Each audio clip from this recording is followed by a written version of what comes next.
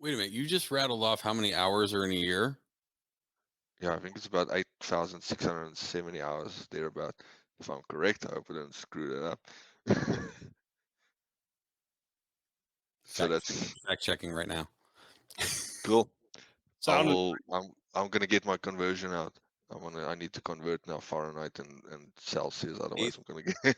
8,760. And I know Wayne used bar before. And if anyone it doesn't know that there's for every one bar, it's 14.5 psi. So Yeah. before he was talking about a half a bar. So just to make sure no one caught that, if you're going to ask me for the Fahrenheit to Celsius conversion, that is done on my phone. So I'm sorry, I can't help you out there. Yeah. No, I'm still getting used to that as well. So that's why I thought let me. Because I mean, even if you take South Africa, take Johannesburg. Um, I mean, Joburg is considered a high ambient condition. I mean, we don't go below freezing in the winter. It's nice and warm here always. The average temperature of Johannesburg is 60 Fahrenheit. Um, That's so the average.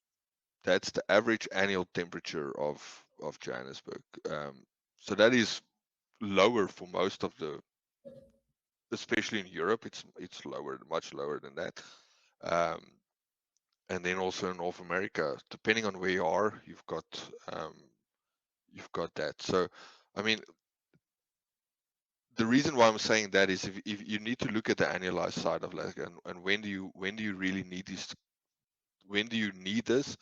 And and what combination of them or which ones do you need, if I can put it that way. Because our outlook is, and that's something we come. I mean, if you go and look at it, it's interesting. I actually would like to do that one day. I'd like to go and take like a picture of from system one that we did, system two, three, four, like kind of like a timeline thing. So it's one thing that we did learn going on. Like when you started, we threw everything at it. We had safeties and backups and and everything that you can have for us on a CO2 system. And as you carried on, you started realizing like, geez, man, these backups just cause headaches, and they're the ones that fail. And you start. So we are quite big fans of simplicity. So at the end of the day, we really look at, if you don't need it, don't have it. Because if you have it and you don't need it, it's just gonna come back and mess up, and that's going to be the thing that fails. Mhm. And also it's another thing. I mean, if you look at the massive task that everybody is taking on, I mean, you speak to some guys, there's ridiculous goals. Like I'm all for it. I love it. I mean it, but everybody overnight in the last 2 years went from, yeah, we'll see where it goes, and CO2, we believe it is the way to go, and we have our strategies, now to, dudes, we got 20 years and everything needs to be changed. And there's like, what, 40 odd thousand retail stores in North America alone that everybody wants to change in the next 20 years. I'm like, how is that going to be happen? Like, if so, the only way that you can do that is, if there needs to be people in the field that can do it, and it needs to be able to be supported. And that's why I believe in simplicity. Like, if you have simple systems that firstly don't cost as much as they would with the other systems, but secondly, they're easier to understand, they're easier to roll out, they're easier to get techies to work on them, and they're just easier to understand overall. So we are, sorry for a long introduction, like, we really are would love to take a simplicity outlook on it. So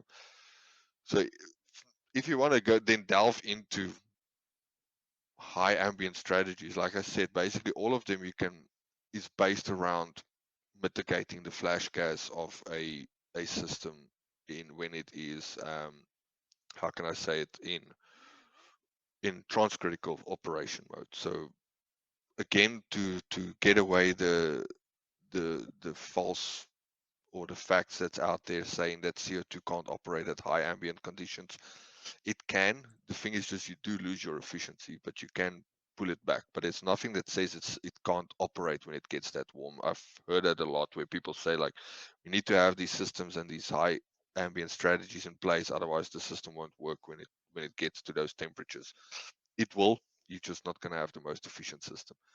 Um, so I mean, number one, if you look at what is the simplest high ambient strategy, is adiabatic gas coolers. I mean, when you look at it on the high side of life, there's a big reduction of it, and there's a big reduction on where you operate. So what we've found and what we saw on most of the studies, and I mean this includes Chicago, all your drier areas. So basically, the only place where an adiabatic system don't work as well as it should work is where you've got the humidity. That's just because your wet bulb and dry bulb differential is not as big. So your adiabatic system don't do as much as it can. So that is your Florida areas, that's your Texas areas. Outside of that, you've got fairly dry ambient. I mean, even California area side of life. So basically what we've seen and what you can look at if you go and look at his bin data is most of the, like 80% of, I would say, in North America, you will operate less than 2% in a transcritical mode once you have adiabatic on, once you do utilize water as adiabatic gas coolers. So for me, that is mitigating high ambient strategy. You're pulling yourself completely out of transcritical operation.